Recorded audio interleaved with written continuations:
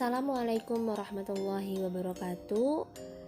Halo semuanya, perkenalkan nama saya Amatullah Aziza, Prodi Bimbingan Konseling Pendidikan Islam, kelas 2A, Universitas Islam Bunga Bangsa Cirebon. Baik, di sini saya ingin menjelaskan salah satu tugas dari mata kuliah Teori Kepribadian dengan materi psikoanalisis menurut Sigmund Freud. Kita masuk ke pembahasan yang pertama, yaitu teori psikoanalisis pertama kali dikembangkan oleh psikiater kebangsaan Austria, yaitu Sigmund Freud, yang lahir pada tanggal 6 Mei 1856 di Freiburg dan meninggal pada tanggal 23 September 1939 di London. Sigmund Freud lahir dalam keluarga keturunan Yahudi. Ayahnya bernama Jacob Freud, bekerja sebagai pedagang wol, dan ibunya bernama Amalia Nathanson. Dan ketika Freud berusia sekitar 4 tahun ini, bisnis ayahnya ini bangkrut. Akhirnya Freud dan keluarganya ini pindah ke Leipzig, Jerman, dan kemudian ke Wina. Freud adalah putra tertua dari istri kedua ayahnya. Ayahnya ini memiliki sikap yang tegas dan otoriter, sedangkan ibunya ini lembut, menawan, protektif, dan penyayang. Sehingga Freud mengakui bahwa pada saat kecilnya ia ini memusuhi dan membenci ayahnya. Kondisi ini menteorikan tentang konsep Oedipus kompleks sebagai bagian terpadu dari masa kecilnya. Dalam hal ini dikatakan bahwa teori Freud lahir sebagai cerminan pengalaman masa kecilnya. Oke, kita masuk ke konsep inti kepribadian. Sebelum itu saya ingin menjelaskan apa itu aliran psikoanalisis. Psikoanalisis itu bilang bahwa setiap manusia pasti memiliki pikiran, perasaan, keinginan, ingatan yang gak kita sadarin. Psikoanalisis percaya bahwa semua tingkah laku manusia berasal dari alam bawah sadar. Menurut Sigmund Freud, ada 3 unit struktur kepribadian manusia. Yang pertama itu ada id, ego, dan superego. Sampai tahun 1920-an, teori konflik psikologis hanya berurusan dengan 3 struktur ini.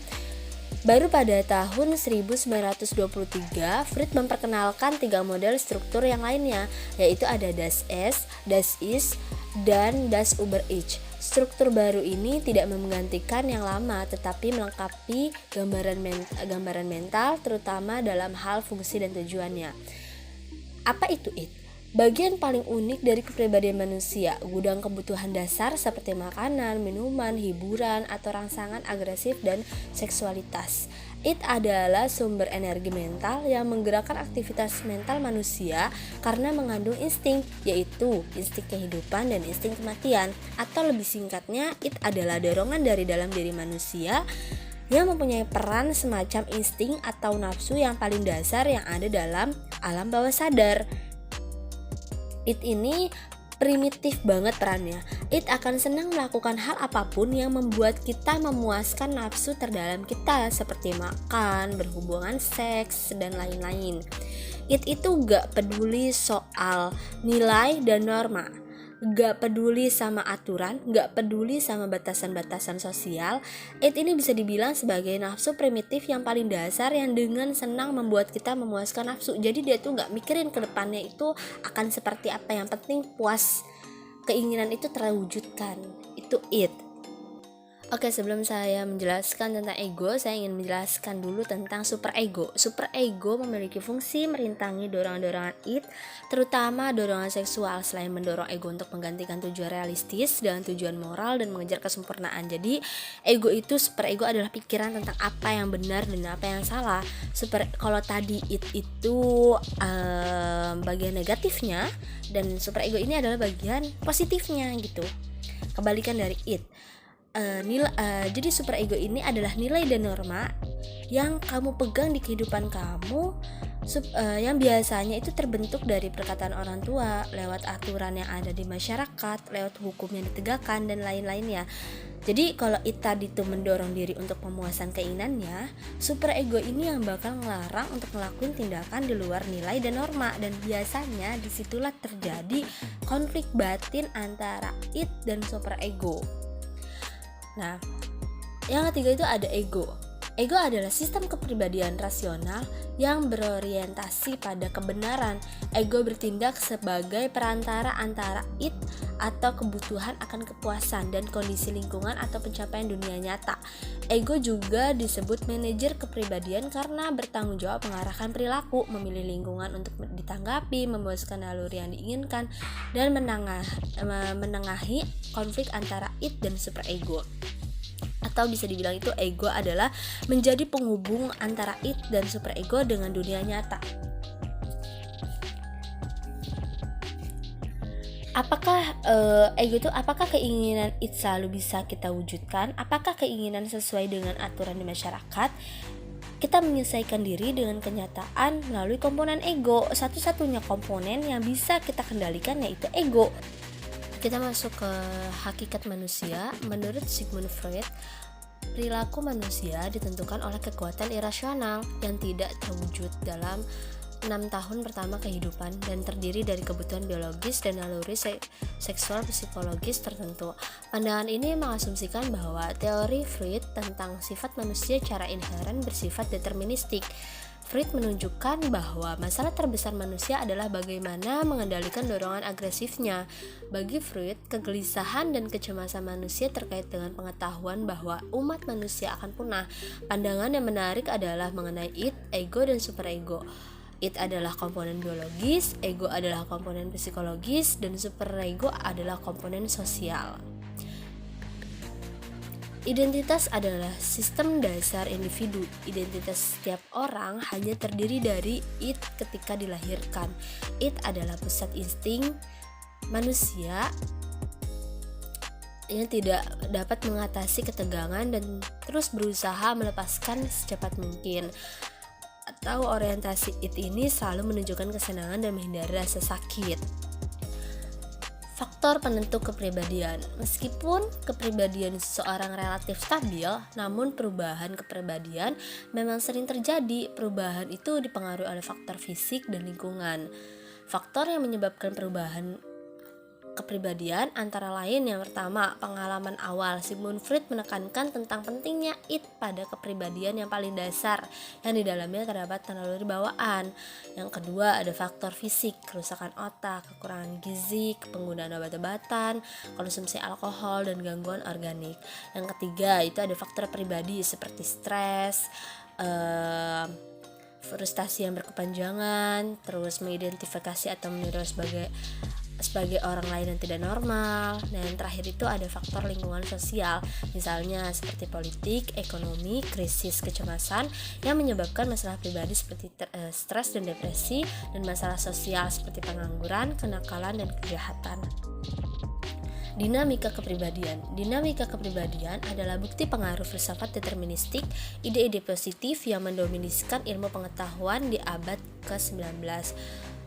Karena konsepsi Freud tentang manusia sebagai sistem energi yang kompleks, energi yang terdapat pada manusia dan digunakan untuk berbagai aktivitas seperti pernapasan, kontraksi otot, memori ingatan, kontrol, dan berpikir berasal dari sumber yang sama, yaitu makanan. Dalam hal ini, Freud berpendapat bahwa energi manusia hanya dapat dipisahkan dari kegunaannya, yaitu energi yang digunakan untuk aktivitas fisik disebut energi fisik, dan energi yang digunakan untuk aktivitas mental disebut energi mental. Dinamika kepribadian meliputi insting, kecemasan, penyaluran, dan penggunaan energi psikis dan mekanisme pertahanan ego. Perkembangan kepribadian. Menurut Freud, perkembangan seseorang terbentuk pada akhir usia 5 tahun, dan perkembangan selanjutnya merupakan penyempurnaan struktur dasar. Freud juga mengatakan bahwa perkembangan kepribadian terdiri dari 5 tahap yang berkaitan dengan kepekaan pada daerah-daerah erogen atau bagian tubuh tertentu yang peka terhadap rangsangan. Di sini ada 6 fase perkembangan kepribadian. Yang pertama itu ada fase oral, 0 sampai dengan 18 bulan, bagian tubuh yang sensitif terhadap rangsangan yaitu adalah mulut. Yang kedua itu ada fase anal, kurang lebih usia 1 sampai 3 tahun. Bagian sensitif tubuh pada tahap ini adalah anus. Yang ketiga itu ada fase valis atau usia kurang lebih 3 sampai 6 tahun. Bagian sensitif tubuh pada fase valis ini adalah alat kelamin. Terus yang keempat adalah fase laten, kurang lebih usia 6 sampai pubertas. Pada tahap ini dorongan seks tuh cenderung bersifat laten atau tertekan. Yang kelima itu ada fase genital, terjadi sejak individu memasuki pubertas, dan selanjutnya pada tahap ini individu itu telah mengalami kematangan pada organ reproduksi. Dan yang terakhir itu ada fase dewasa yang terbagi atas 3, yaitu fase awal dewasa, fase stabaya, dan yang terakhir itu fase lanjut usia. Implikasi terhadap bimbingan dan konseling. Perkembangan teori psikoanalisis ini banyak diimplikasi dalam dunia pendidikan. Jika kita berbicara tentang konsep ketakutan dan yang dikemukakan oleh Freud, maka tentu juga terkait dengan proses pembelajaran. Ketakutan adalah fungsi ego yang mengingatkan orang akan bahaya untuk menyiapkan respon adaptif yang tepat. Dalam pendidikan, pemahaman tentang ketakutan masing-masing individu dapat disikapi dan dikembangkan oleh guru atau konselor untuk kepentingan siswa. Dalam wilayah yang lebih luas, teori psikoanalisis juga berlaku untuk proses pendidikan berdasarkan kecerdasan majemuk. Setiap individu memiliki kecerdasan itu yang tingkatnya berbeda-beda. Tidak ada pemikiran yang sama pada setiap orang. Sebuah konsep dalam psikoanalisis yang mengatakan bahwa manusia adalah makhluk dengan kebutuhan dan keinginan dasar. Konsep ini memungkinkan guru atau konselor untuk mengimplikasikan dalam dunia pendidikan. Berbagai unsur pendidikan dapat diciptakan berdasarkan konsep tersebut. Misal kurikulum atau sumber belajar, guru harus melakukan berbagai analisis kebutuhan dan tujuan agar apa yang mereka ajarkan nantinya berkaitan dengan kebutuhan dan perkembangan anak didiknya. Mengenai agresif siswa, guru ataupun konselor harus dapat memantau dan mengontrol sikap tersebut dengan cara yang positif. Agresivitas dalam ilmu psikologi merupakan wahana bagi siswa untuk memuaskan keinginan yang cenderung lebih ke arah merusak, mengganggu atau menyakiti orang lain. Oke, jadi kesimpulan dari apa yang tadi sudah disampaikan bahwasannya psikoanalisis ini adalah teori yang dikembangkan oleh Sigmund Freud dalam psikoanalisis manusia. Menurutnya, perilaku manusia itu sebenarnya ditentukan oleh alam bawah sadar yang meliputi id, ego, dan superego. Untuk tujuan ini, konsep psikoanalisis juga digunakan untuk pendidikan. Artinya, perlu diperhatikan konsep psikoanalisis dalam pendidikan untuk mengembangkan dan pendidikan siswa.